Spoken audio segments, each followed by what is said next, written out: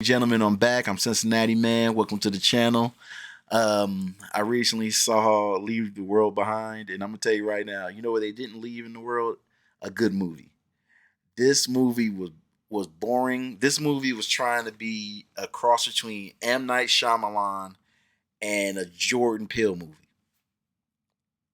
Just it reminds you of of a first draft or something. Like, okay, we're gonna take away all communication from people.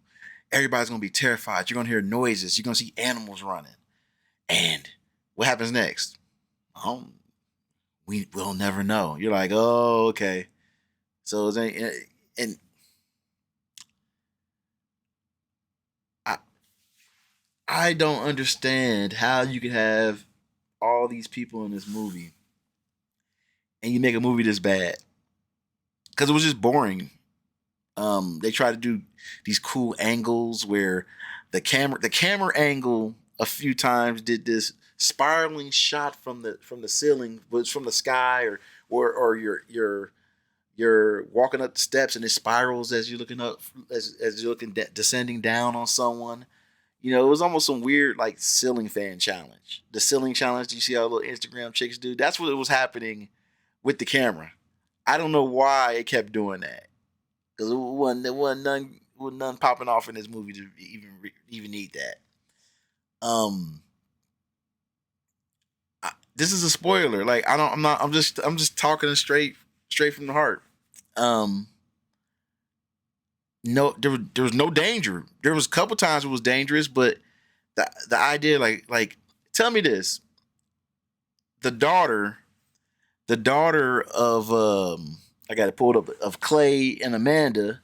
She kept on noticing everything, but nobody cared. No one cared. She looked, oh, there's a ship. It's coming this way. Nobody pays attention. Ship almost kills everybody. Oh, I see animals. Brother doesn't care. Nobody ever even paid attention to her, and they just they're very dismissive. Um, yeah, there was just some horrible, like she I'll tell you, no, the number one kid that annoyed me in this whole movie was GH's daughter, Ruth. Couldn't stand Ruth. Ruth was this pretentious college student that had no college age girl that didn't have no job or nothing, but she was always ready to talk down on everybody else. Always ready to give her 2 tenths or something, two tenths, 2 cents on something. And you look up, it's like, what do you do for a living? Oh, I'm in between jobs. I'm just considering my options. You're like, what are you talking about? And let's get this out the way now. GH, played by Mahershala Ali, rents out this Airbnb. End of the world happens. He's right down the way from the Airbnb. He comes there. It's his house. It's his house, and he's gonna stay in the air. He's gonna stay in the basement of the Airbnb. That's his house. Okay, one night. You got one night, and then you can be like, "Hey, I need my master bedroom back. I need my bedroom back. My daughter needs her room back. This house this big. Why is there no guests? There's no guest room. No additional rooms. Which is only like 3 rooms. Had them sleep in the living room. That's not their house. Guess what? If it's the end of the world, the Airbnb's canceled. You're allowed to take back your home. So this idea that he's being this dignified man, this black man that will not stoop to the levels of insults that Julia Roberts, aka Karen, aka Amanda, will stoop to. It's like, you're not stooping. Get out of my house. It's the end of the world. I need my place. Um, where's the rest of the townspeople? Where are the townspeople? If y'all in this small town, let me tell you right now, when the pandemic hit, I'm in Cincinnati. When the pandemic hit, right before it all went, everybody, they said everybody stay home. A bunch of people went to the park. Everybody just chilled at the park. We had a picnic. We did. I bought some food. I brought some food. They paid me. Everybody gave me some money. I went to the local steakhouse. We got burgers and some wine, and we drank it at the park and just sat there and been like, well, guess we're gonna find out what's gonna happen. With this, it just automatically, everybody got the town got Thanos.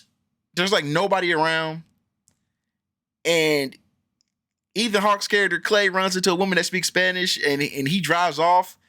And I feel bad that he drove off. But if y'all can't speak to each other, what? And you're crying. I'm like, when I drove off 50-50. I'm 50-50 on driving off. I might have drove off with a lady too. I don't know. Because how could you help her? And when he was, he was the overchill dad, and Julia Roberts, aka Amanda, was the over aggressive one, and the overbearing jerk of a mom. I just don't understand how this is supposed to. What is the purpose of making a 2-hour and 20-minute movie where nothing happens to anybody, and it's not even scary at the end? It just ends.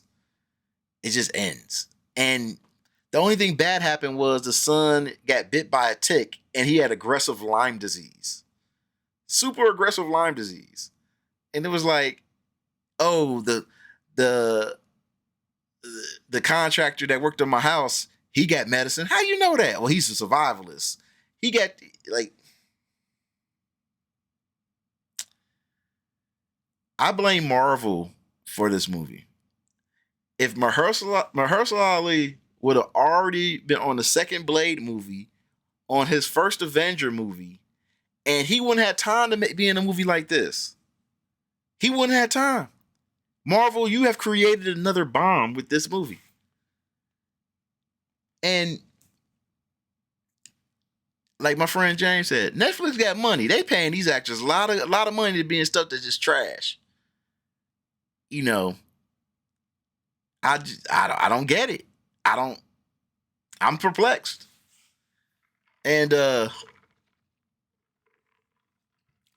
would just like to know. I'm sorry, everybody. We do know what happened. America was attacked by Chinese and other. Basically, the world powers got together and attacked America. Apparently, that's what it's hinting at. And it's like, what was the end of the world? It's like, dang, we ain't got no allies. We ain't got England. We ain't got Ukraine. Wait, what we got? We got anybody? It's just like, up, y'all on your own. And look, y'all in a small town. You telling me they ain't got no militia? The small town ain't got a militia.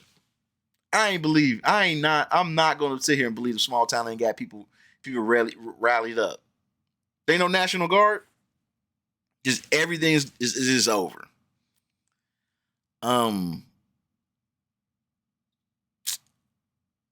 I can never recommend this movie to any of my friends. Because normally if a movie's bad, I could start laughing and be like, yo, if you watch this, it is so bad that you'll laugh. You won't laugh at this. You'll just be like, oh, that was boring. Like, why would I waste 2 hours of somebody's life watching this? You recommend this movie. You know who you recommend this movie to? Somebody you don't like. So they could watch it, be mad at you, and so they know never to talk to you ever again. This is some revenge. This is a revenge movie that you recommend. I can't do it. And it was some weird stuff that happened here. Like Ruth's daughter, GH's daughter at first seemed like she was 19, like early 20s. By the end of the movie, when she's with Julia Roberts and they're looking in the shed looking for her daughter, she looked like she was 15. The way she was dressed, it was weird. It was like, why does she look so young all of a sudden? And then they got surrounded randomly by all these animals. It was hundreds of deer, and all they had to do to get the deer away from them was scream. Where are all the other animals at? Y'all out in the country. We're the bears. We're the foxes. Where are the bears, foxes? Where's some dogs at? You could have a wild pack of dogs around chasing people. Nothing. You had cute little deer, and then you had flamingos. Okay. Ooh, that's scary. And then look, I'm tired of these movies where in order to understand the movie, you have to read all the hidden stuff within the movie. Like, oh, this they had 3 M&Ms that set to the left of the napkin, which indicates the oppression of society. And oh, see, the reason why he couldn't speak Spanish, he didn't speak Spanish because he's so ignorant and he needs to learn something, even though he's an English teacher. I don't know what else to say. It's not a good movie. All these actors in it, y'all just having fun, huh? Y'all just kicking it. Cause there was the Amanda and Clay, Ethan Hawke and Julia Roberts. They had no connection to their kids. There was no kind of like, Ma, Dad. What connection is there to the kids to make you really care about the family to strongly dislike or like? Like the only person you strongly dislike in this movie is Julia Roberts. Everybody else is like, oh, they're just around. And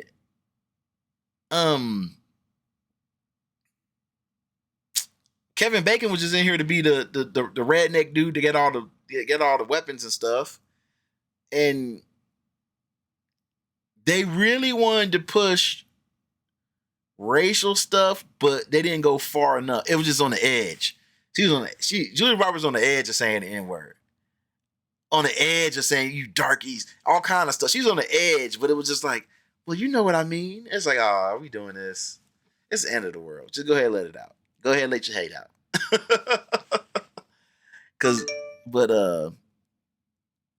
the end of the day, not a good movie. Please don't watch this movie. If you do, and you like it, that's cool too. I respect a difference of opinion, and I respect looking somebody in their face and tell them they wrong. That they wrong. They all the way wrong. But I'm Cincinnati Man. Y'all take care. I am hopefully going to watch more movies. I do have more movies to review, and also I'm going to have to watch some more movies because I got to wash this movie out of my brain. Everyone take care. Thank you for coming to the channel. Check out some more videos. I've got plenty of other stuff I reviewed, some random stuff. I'm like, why you review that? I'm like, cause I wanted to. Have a good one. Take care.